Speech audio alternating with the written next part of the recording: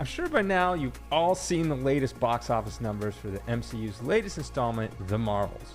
The previous Captain Marvel movie had an opening weekend of $150 million, and this one was the lowest opening out of any MCU movie ever, with just $47 million. This movie is on pace to lose the studio hundreds of millions of dollars. But how could this even happen? I thought the MCU was invincible. Just a mere 4 years ago, Endgame came out and broke all records at the box office as the highest grossing movie of all time. But this downfall isn't unique just to the MCU. Even the massive film franchise Star Wars has been going downhill as well. So if there's any other studios out there watching and they too want to kill their beloved film franchises, I'm going to give you an easy step-by-step guide on how to kill the biggest movie franchises in cinema history.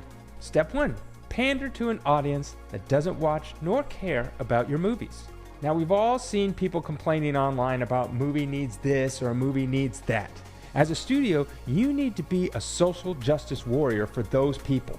First, you need to pander to those pesky online audience that actually don't watch your films.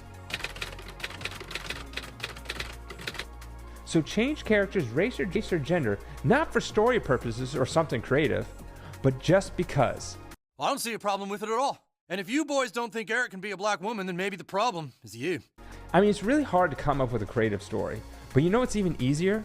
Take a beloved movie, copy it beat for beat, make that male lead a female, and boom, you got yourself a hit on your hands. Put a chick in it, make her gay! Now you already have that male fan base, but now you're going to get yourself a whole new group of fans. Remember not to give them the characters the fans want, instead give them the characters that you want to give them because they fit a certain criteria. Instead of Iron Man, give him Riri. Instead of Blade, give him Blade's daughter. Instead of Luke, give him Rey. Instead of Ant-Man, give them Cassie. In fact, if during that process you can stomp on, make look stupid, and or completely destroy the previous characters that the fans fell in love with in order to make your new female counterpart look great, then do that. Step 2, fulfill an ideology checklist. You don't want to hire the best for the job.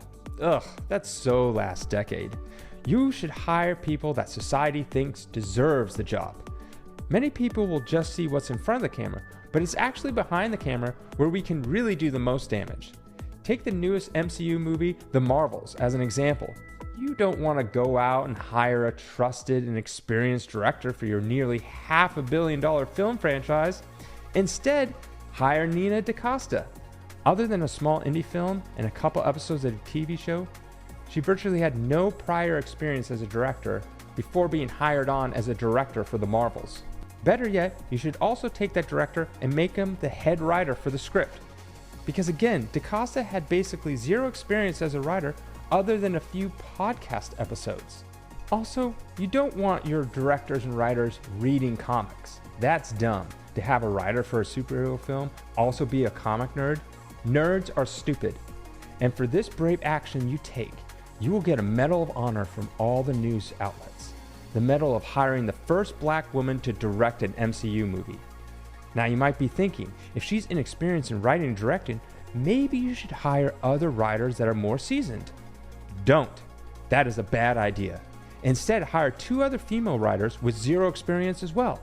Too much experience is a bad thing. You don't want your audience to actually like what you're putting out. They need to like the fact that you hired 2 other women writers.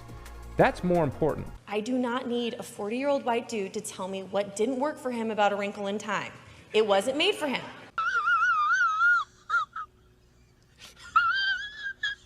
I mean, just look at The Eternals. They hired a director whose claim to fame was a small indie movie about a woman pooping in the bucket. He shit everywhere. And just look how great that movie turned out. And remember to tell your writers that you don't write your characters to have growth. That takes too long and is way too hard. As a writer, they're busy, and spending more than a week on a script is too much on their mental health. Take Luke Skywalker as an example. In the first movie, he was terrible at everything. He had to watch his mentor die, then his best friend had to save him, or he wouldn't have been able to shoot the missiles and destroy the Death Star. Then by the second movie, he had to train the whole movie, only to get easily defeated and lose his hand to the final boss. It was only by the third movie that he actually grew and became the all-powerful Jedi Master. Think about that. 3 movies to grow. Yeah, that's way too long. Why not just take a character and not only make them female, but make them perfect and the best at everything already? That saves you 2 movies of growth. Just instantly best at everything and nothing to overcome. The last thing on this step, remember to tell your actors to not watch or read any of the previous source material. In fact, if they can actively hate the very thing they are making, that's even better. I was scared of the original cartoon. I think I watched it once and then I never picked it up again. Weird. Because it's not about honoring the characters or stories that came before. It's really about showing how the previous iterations were so horrible and that you are such a better person than them. Step 3. When your audience inevitably complains, gaslight them and make them think that they are the problem. You might be thinking that if you do all this, then the original fans will turn on you and complain. They might even point out some true hypocrisies, such as how every male superhero will take their shirt off or even get naked for sex appeal, but when it comes to the superhero women, they can't show any sex appeal. Don't listen to them. They are just stupid nerds that are very barbaric. Even though most of the comic book audience is men, don't give them what they want. If it gets too much, it's actually really easy to fix. Just call them toxic, sexist, racist, or any other bad word you can think of. And don't worry, that group that you are pandering to in step 1, they will come to your aid and defend you. Even though they won't come to watch your movies, they will be by your side and double down on whatever you say. Now, if you're worried about the critics complaining, that's easy. They depend on you to get early release screenings. You can always just revoke their early access or just pay them off for a good review.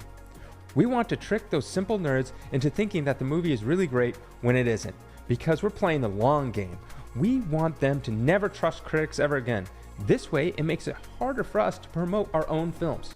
Step 4, make excuses. If you have successfully followed steps 1 through 3, then you're almost done destroying your hit film franchise. The final step is you need to make excuses, because if you admit the truth, or even know the truth, then you might accidentally turn the ship around and save your franchise. You want to kill this franchise, so put out things like superhero fatigue or too many Star Wars films. This way the board of directors thinks that this is too much and needs to scale it back or stop making them entirely. Because if you admit the real truth that this is actually terrible movie fatigue, then you might get fired and then they will replace you with someone who can turn it around. Just tell them to look at the recent MCU movies. They have all been losing money. That's superhero fatigue, not bad writing. When Deadpool 3 comes out and it makes $1 billion, tell them that's just luck, not that it was a good movie with good writing. If you followed all these steps, you should completely kill the best of the best film franchises. Then in about 10 to 15 years, the studio will want to reboot it. Hand whoever is in charge this list and watch them do it all over again.